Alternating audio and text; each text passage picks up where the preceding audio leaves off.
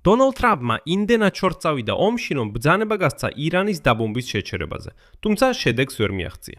აშშ-სა და ირანს შორის ომში დროებითი სიმშვიდეა. 24 ივლისის საღამოდან ამერიკულმა ავიაციამ შეწყვიტა ირანის დაბომბვა 13 ღამის უწყვეტი დარტყმის შემდეგ. ირანმაც თავის მხრივ შეწყვიტა თავდასხმები. და აი დღევანდელი დღისთვის ორივე მხარე უკვე მესამე დღეა თავს იკავებს დარტყმებისგან. ირანმა განაცხადა, რომ შეწყვეტს თავდასხმებს თუ აშშ-იც იგივე გააკეთებს. და დაიწყო მოლაპარაკებები ომანთან ჰორმუზის სრუტეში გავლის უსაფრთხოებაზე. მაგრამ ყველაზე საინტერესო ისაა, რომ აქ მთავარი არაა საბრძოლო მოქმედებების შეჩერების ფაქტი, არამედ მისი მიზეზი. იმიტომ რომ ტრამპი გაჩერდა არა იმიტომ რომ უკვე გაიმარჯვა, ის გაჩერდა იმიტომ რომ ამერიკას უბრალოდ ეწურება საბრძოლო მასალა. და ეს უკვე არაა დონალდ ტრამპს რო ზუსს იმ ჟურნალისტების სიტყვები. არა. აშშ-ის მთავრმა სარდალმა ახლო აღმოსავლეთში პირდაპირ მოახსენა თეთრ სახლს, რომ შემდგომი დარტყმებს აზრი აღარ აქვს. შტაბების უფროსთა გაერთიანებული კომიტეტის თავმჯდომარემ დონალდ ტრამპს გააფრთხილა, რომ დიდი ომის გაგრძელება ძალიან საშიშია და ამოწურავს პატრიოტის ტიპის ანტისარაკეტო რაკეტების მარაგებს. გარდა ამისა აღმოჩნდა, რომ ბოლო დღეებში ამერიკის შეერთებული შტატები უკვე უშვებდა ირანის დარტყმებს. იმიტომ რომ მათ უბრალოდ ფიზიკურად აღარ ყოფნით პატრიოტის ტიპის ანტისარაკეტო რაკეტები. და აქ ჩდება მთავარი კითხვა, რომელიც ასე აშფოთებს ამერიკელ ჩინოვნიკებს. როგორ გამოიყენებენ ამ საბრძოლო მასალის დეფიციტს აშშ-ს არმიაში რუსეთი და ჩინეთი. მაგრამ დონალდ ტრამპმა უკვე იპოვა დამნაშავე მომავალისთვის და ეს არის ჯო ბაიდენი, რომელმაც უკრაინას გადასცა იარაღი. მე მქვია ალექსეი ფეჩი.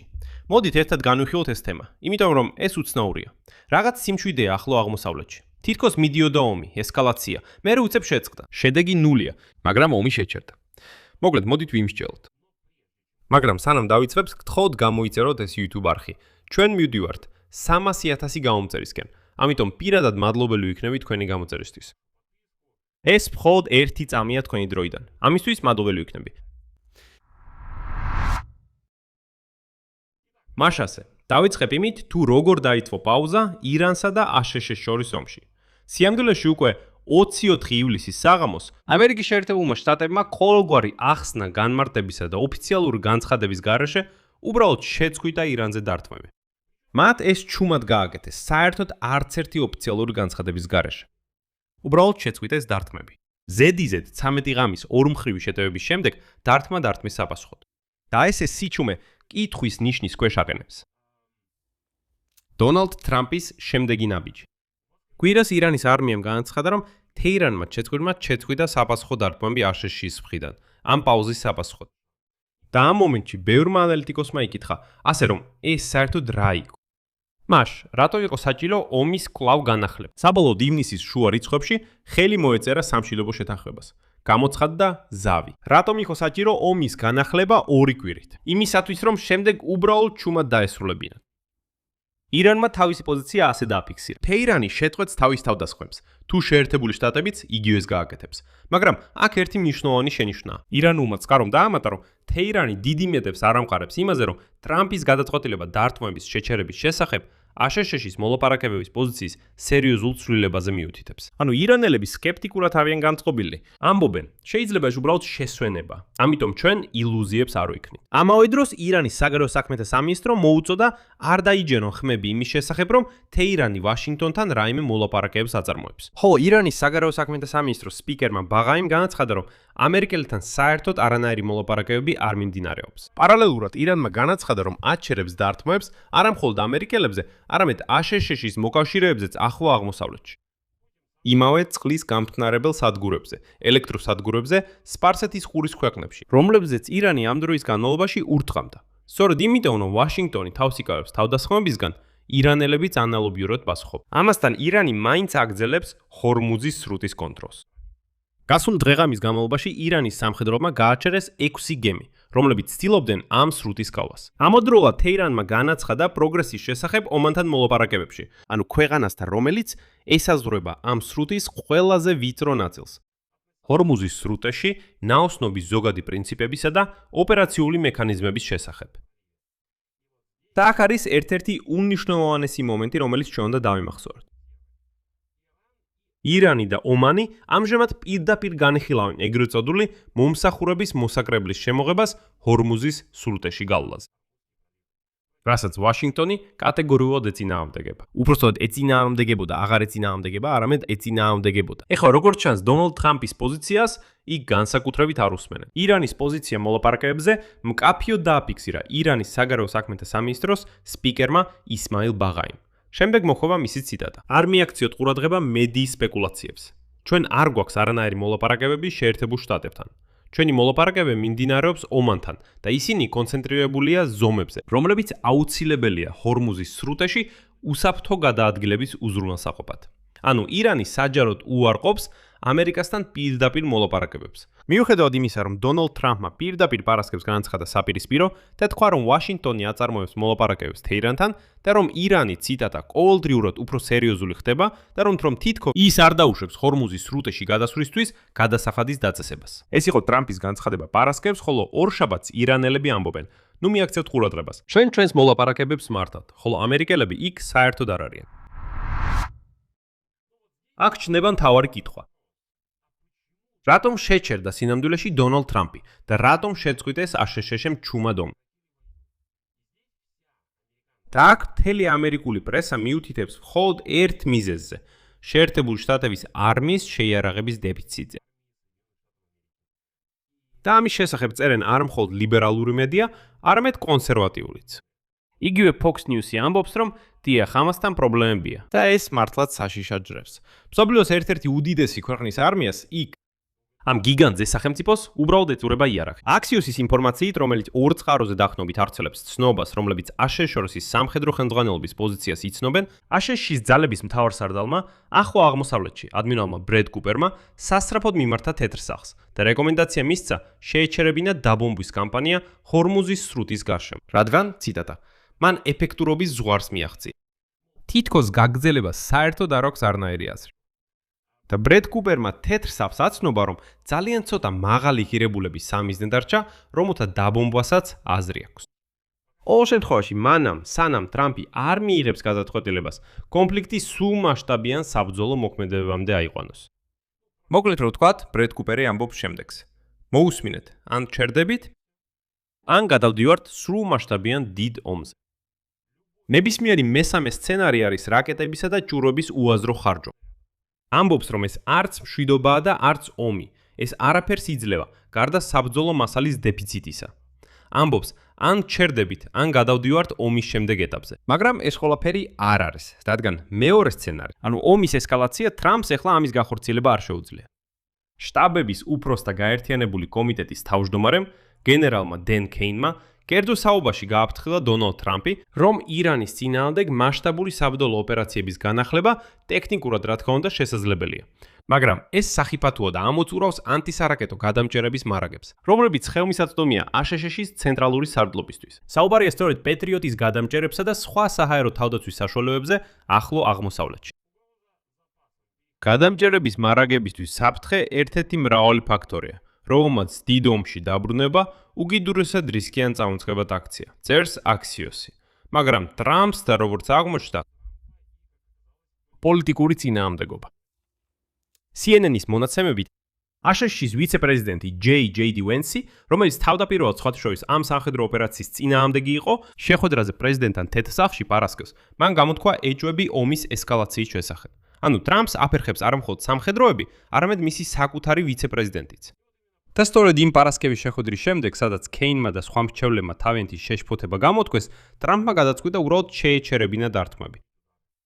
აშშ-ის მუდმივმა წარმომადგენელმა გაეროში მაიკ უოლცმა ეს საჯაროდ უფრო რბილად ახსნა და განაცხადა, თითქოს ტრამპი მოლაპარაკებებს ცოტაოდენ სივრცეს აძლევს. ეს მისი ციტატა, ეს ჩემი სიტყვები არ არის. ცოტაოდენი სივრცე. მაგრამ სინამდვილეში სამხედრო ოპერაციის შეჩერების მიზეზი სრულიად სხვა იყო. დიპლომატიური ფორმულირებების მიღმა მაინც რეალური პრობლემაა. უკვე მარტში, ეს მაშინ როცა ეს ომის ფაზა იწყებოდა, ფორტუნის მონაცემებით ექსპერტები აღნიშნავდნენ. დაახლოებით 25 მთლიანად კომპლექსების მარაგიდან ცაატის გამოიყენეს ისრაელის დასაცავად ირანის ბალისტიკური რაკეტებისგან ჯერ კიდევ შარშანდელ 12 დღიან ომში. შემდეგ ციტატა. ეს რაკეტები უკვე მწვავე დეფიციტში იყო და ჩვენ ისინი საკმარისი რაოდენობით არ შევიძინეთ ამ კონფლიქტის ფაზის დაწყებამდე. ეხლა კი ალბათ კიდევ რამდენიმე ასეული გამოიყენეთ. თავად დონალდ ტრამპმა პარასკევს სოციალურ ქსელ Truth Social-ში დაწერა, რომ რამდენიმე თავდაცვითმა კონტრაქტორმა დათანხმდა 4-ჯერ გაზარდოს იარაღის წარმოება. ციტატა. ისე სწრაფად, როგორც შესაძლებელია. რაც როგორც გესმით, თავისთავად აღიარება. რომ იარაღი რეალურად არ ყოფნით და საჭირო მისი წარმოების დაჩქარება. საჩვენებელია, როგორ აფაცურდა აქ თეთრი სახი. ის უოლცი საკვირაო ეთერებში ერთდროულად ადასტურებდა კიდეც და მარაგებთან დაკავშირებულ პრობლემასაც უგუაგდებდა. მაგალითად, CBS News-ის ეთერში მან სრულ აბსურდად მოიხსენია ნებისმიერი განცხადება იმ შესახებ, რომ აშშ-ს ახლო აღმოსავლეთში საცეცხლე ძალა არ ყოფნის. შემდეგ მისი ციტატა. მარტო ის კი არა, რომ ჩვენ გვაქვს ყველაფერი საჭირო საბრძოლო მოქმედებების თეატრში, არამედ იქ კიდევ და კიდევ მიემართება. მაგრამ მეორე მხრივ, თავად ტრამპი მიანიშნებს, რომ რაკეტები რეალურად არ ყოფნით, ხოლო სამხედროები ამტკიცებენ, რომ ტრამპის ბრძანებით განხორციელებული ყველა დაბომბვა უბრალოდ უაზრო გახდა. მაგრამ პრობლემა ბევრად უფრო ფართოა, თუნდაც მხოლოდ გეოპოლიტიკური თვალსაზრისით. ყველაზე მნიშვნელოვანი ჩვენთვის, უკრაინელებისთვის და მთავარი შეშფოთება ამერიკელი ჩინოვნიკებისთვის არის ის თუ როგორ გამოიყენებენ ამ დეფიციტს რუსეთი და ჩინეთი. New York Times-ი ამაზე პირდაპირ წერს, ციტატა. ამერიკელი ჩინოვნიკები შიშობენ, რომ ვლადიმირ პუტინი და სი ძინპინი შეიძლება გაითვალისწინონ ამერიკული სამხედრო მარაგების შემცირება მომავალ გადაწყვეტილებებში. რუსეთი უკრაინასა და ევროპასთან მიმართებაში, ხოლო ჩინეთი თაივანთან მიმართებაში. მოკლედ, პატრიოტის ჩამჭერი რაკეტების მარაგი უსასრულო არ არის. ყოველი პატრიოტი, რომელიც სპარსეთის ყურეში ირანული ბალისტიკისგან თავდაცვისთვის გაუშვეს, ეს სწორედ ის პატრიოტია, რომელიც სამწუხაროდ ვეღარ მიეწოდება არც უკრაინას, არც თაივანს, არც ევროპას, არავის. და თუ ამერიკამ ბოდიშით ირანზე თავისი მარაგები ბომბამდე ამოწურა, მაშინ ვლადიმირ პუტინს ჩდება ცდუნება. რომ თითქოს სანამ შეერთებული შტატები გამოფიტულია და დაკავებულია, შეიძლება ზეწოლა მოახდინოს უკრაინაზე და გამოცადოს ნატო. იმიტომ რომ ამერიკული უსაფრთხოების ქოლგა შეიძლება უბრალოდ არ ეყოს ყველა ფრონტზე ერთდროულად. და მიაქციეთ ყურადღება, 3 ღამეა ზედიზედ რუმინეთი უკვე აგდებს უპილოტოებს, რუსულ უპილოტოებს, საკუთარ F-16 გამანადგურებლებით. ანუ ნიადაგის მოსინჯვა უკვე მიმდინარეობს. და აი იგივე გაზეთი New York Times-ი ხატავს დონალდ ტრამპის მდგომარეობის ზოგად სურათს და ეს მისთვის არც თუ ისე სახალისოა. გამოცემა წერს, რომ თავად დონალდ ტრამპი მახეში აღმოჩნდა, ხოლო მის პრეზიდენტობას ნელ-ნელა შთანთქავს ომი, საიდანაც ის ცდილობს გამოსავლის პონას, მაგრამ გამოსავალი არ არსებობს. უკვე ამბობენ, რომ ეს ომი შეიძლება გახდეს ამერიკის შეერთებული შტატების კიდევ ერთი უსასრულო ომი. დონალდ ტრამპის მიერ დასახული მიზნები პრაქტიკულად სრულად შეუსრულებელი რჩება. და შემდეგ ვციტირებ New York Times. მან ვერ შეძლო მათზე, ნავთობზე ან მათ გავლენაზე საფონდო ბაზარზე ფასების სწრაფი ზრდის კონტროლი. საზღვაო გადაზიდვები კვლავ მინიმალურ დონემდე შემცირდა. ეხლა საფრთხის ქვეშ კიდევ ერთი სტრატეგიული მარშრუტი აღმოჩნდა, წითელ ზღვასა და ადენის ყურეს შორის. საუბარია ბაბ-ელ-მანდების სრუტეზე. და მიუხედავად იმისა, რომ პრეზიდენტი ხარკის კუნძულის დაპყრობით იმუქრებოდა, საიდანაც ირანი ნავთობს ექსპორტირებს, ან გააკონტროლოს გამდიდრებული ურანის მიწისქვეშა საცავი. მან საჯაროდ აღიარა, რომ არ სურს სახმელეთო ჯარების გაგზავნა. და აი ამერიკის პრეზიდენტის თანაშემწეების თქმით, ამ ყველა შეზღუდვამ ტრამპი ღრმად იმედგაცრუებული და კიდევ უფრო არაპროგნოზირებადი გახადა. და მთავარი ისაა, რომ მას არ აქვს მკაფიო გეგმა ირანის ბირთვული პროგრამის განადგურების მიზნის მისაღწევად. და კიდევ ერთ ციტატა New York Times-იდან. კონფლიქტში ჩართვა პრაქტიკულად გამარჯვების სტრატეგიის გარეშე ეხლა ის ცდილობს იპოვოს გზა, როგორ გამოვიდეს კონფლიქტიდან ღირსების შენარჩუნებით, გამარჯვებაზე რომ აღარაფერი ვთქვათ. და აი გამოცემა ასახელებს 3 ვარიანტს, რომლებიც ეხლა აშშ-ის ადმინისტრაციის წინაშე დგას. შემდგომი სამხედრო ესკალაცია, ირანზე ეკონომიკური ზეწოლის გაძლიერება, ან მიზნის მიღწევის გამოცხადება და კონფლიქტიდან გამოსვა, თითქოს რაც გვინდოდა უკვე მივახციეთ. და სიფრთხილის ერთ-ერთი მთავარი მიზეზი სწორედ ის იარაღის მარაგების ამოწურვაა. სტრატეგიული და საერთაშორისო კვლევების ცენტრის მონაცემებით, აშშ-მ შესაძლოა უკვე ზოგიერთი ძირითადი გადამრჩელი რაკეტის მარაგების ნახევრამდე დახარჯა, ხოლო 13 ღამის დარტყმების შემდეგ ამერიკელი ოფიციალური პირების თქმით, კრიტიკულად დაბალ დონეს მიაღწიეს. ეს ნიშნავს, რომ უკვე ნახევარზე ნაკლებია. მაგრამ აქ აუცილებელია ერთი სუპერ მნიშვნელოვანი მომენტის აღნიშვნა. ომის პაუზა სპარსეთის ყურეში აშშ-სა და ირანს შორის ჯერ კიდევ არ ნიშნავს მშვიდობას. იმიტომ რომ ომი ვრცელდება მეზობელ ფრონტებზე. და ესეც უნდა გვესმოდეს. შაბათ-კვირას მიუხედავად ჰორმუზის სრუტის გარშემო სიმშვიდისა, გამოჩნდა ომის ახალი კერები. პირველი კერაა წითელი ზღვა. იემენელი ჰუსიტები ანსარ ალაჰის მოძრაობიდან, რომლებსაც თეირანი უჭერს მხარს. განაცხადეს საუდის არაბეთზე ახალ დართმაზე. მათი უპილოტო აპარატები დაესხნენ თავს. ყურადღება, ნავთობსადენები, რომლებიც ქვეყნის აღმოსავლეთ ნაწილიდან წითელ ზღვაზე მდებარე ქალაქ იენბუში მიდის. ჰუსიტების ვერსიით ეს იყო პასუხი საუდის არაბეთის უპილოტო აპარატების მიერ იემენის საჰაერო სივრცის დარღვევაზე. ანუ სწორედ ის მეორე სტრატეგიული მარშრუტიც წითელ ზღვასა და ადენის ყურეს შორის საფრთხის ქვეშ აღმოჩნდა. ოდი აგიხსნით გასაგებად იქნებ ვინმეს გამორჩა საუდიტებს. ორი ვარიანტი აქვს ნავთობის ექსპორტისთვის. ჰორმუზის სრუტის გავლით, ანუ სპარსეთის ყურედან ჰორმუზის სრუტით და გასვლა ღია ოკეანეში. ან მეორე გზა, რომელიც ახლა ირანმა გადაკეტა, ან არის ნავთობსადენი, რომლის სიგრძეც 1200 კილომეტრია. მთელი ქვეყნის მასშტაბით. ანუ სპარსეთის ყურიდან მთელი ქვეყნის გავლით წითელ ზღვამდე, სადაც მდებარეობს პორტი იენბუ, სადაც შესაძლებელია ნავთობის დატვირთვა და გატანა ან სუეცის სახით, ან ბაბ-ელ-მანდების სრუტი. მაგრამ ეხლა ამ ნავთობსადენს ჰუსიტები ესხმიან თავს. ანუ ჩნდება სრულიად რეალური რისკი იმისა, რომ ნავთობის ექსპორტი შეიძლება უბრალოდ შეუწყვიტონ საუდიტებს. ომის მეორე კერა არის ერაყი. საუდის არაბეთის თავდაცვის სამინისტრომ განაცხადა, რომ მისმა საჰაერო თავდაცვის სისტემამ ჩამოაგდო და გაანადგურა რამდენიმე უპილოტო საფრენი აპარატი, რომლებიც ცდილობდნენ დაესხნენ ობიექტებს დედაქალაქში და ქვეყნის აღმოსავლეთ ნაწილში. და აი საუდის არაბეთის თავდაცვის სამინისტროს პრეზდივანმა, გენერალ-მაიორმა თურქი ალ-მალეკიმ განაცხადა, რომ დრონები გაშვებული იყო ერაყის ტერიტორიიდან, ყველაზე მეტად სავარაუდოა, რომ ისინი ირანის მიერ მხარდაჭერილი მებრძოლების მიერ იყვნენ გაშვებული. ანუ სურათი ასეთია. ჰორმუზის სრუტის გარშემო თითქოს და სიმშვიდეა, მაგრამ ირანის პროქსი ძალები, ანუ ჰუსიტები, იემენში და პროირანული მილიცია ერაყში აგრძელებენ საუდის არაბეთის დაბომბვას. და ეს დარტყმები აჩვენებს, რომ კონფლიქტი, რომელმაც უკვე დაარღვია ენერგომატარებლების მიწოდება ჰორმუზის სრუტის გავლით, შეიძლება შეეხოს კიდევ ერთ მნიშვნელოვან დარჩენილ საზღვაო მარშრუტს და გარდა ამისა, კვლავ გააღვიოს სამოქალაქო ომი იემენში. და რა უნდა გაკეთდეს ამასთან დაკავშირებით? დონალდ ტრამპს პასუხი არ აქვს. შედეგი. ირანსა და ამერიკის შეერთებულ შტატებს შორის ამჟამად მკრიფე პაუზაა დარტყმებში. ირანი მზად არის არ დაარტყას, თუ მას არ უთხრამენ და ომანთან მოლაპარაკებებს აწარმოებს ჰორმუზის სრუტის გავლაზე. რაც შეეხება თავად ირანს, ის სკეპტიკურად არის განწყობილი, ხოლო მისი პროქსი ძალები აგრძელებენ საუდის არაბეთზე ორი მხრიდან თავდასხმას, იემენიდან და ერაყიდან. თავარი რაც ამ ისტორიიდან უნდა გამოვიტანოთ შემდეგია.